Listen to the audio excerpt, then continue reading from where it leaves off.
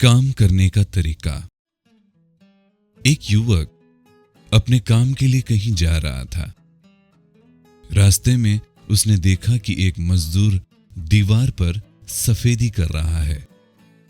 वह सड़क पार करने के लिए वहां कुछ देर रुका रहा और इस बीच मजदूर का काम करने का तरीका देखता रहा। कुछ देर में सड़क खाली हो गई और उसने पाया कि मजदूर जिस ढंग से दीवार पर सफेदी कर रहा था उससे सामान और समय दोनों की बर्बादी हो रही थी। कुछ सोचकर वह उस मजदूर के पास गया और उससे बोला, दोस्त, इससे बहुत कम समय और कम सामान में अच्छी तरह से सफेदी हो सकती है।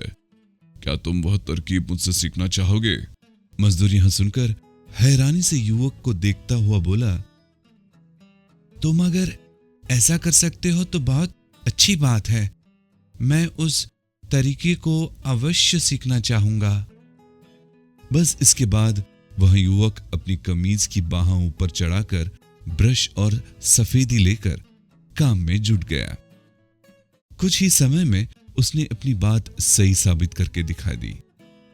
उसके सफेदी करने के तरीके से काफी समय वह सामान बच गया और सफेदी भी बहुत बढ़िया हो गई। मजदूर खुश होकर युवक से बोला, अब मैं भविष्य में ऐसे ही काम करूंगा जैसे आपने सिखाया है। उस जगह का मालिक चुपचाप वहां खड़ा यह देख रहा था। उसने उसके हाथ में इनाम थमाना चाहा। युवक बोला, सर, इनाम व मेहनताने पर मेरा नहीं, मजदूर का हक है। काम तो इसी ने किया है। मैंने तो बस इसे काम को सही ढंग से करने का तरीका समझाया है। आगे चलकर यही युवक महान दार्शनिक बना और कार्ल मार्क्स के नाम से मशहूर हुआ।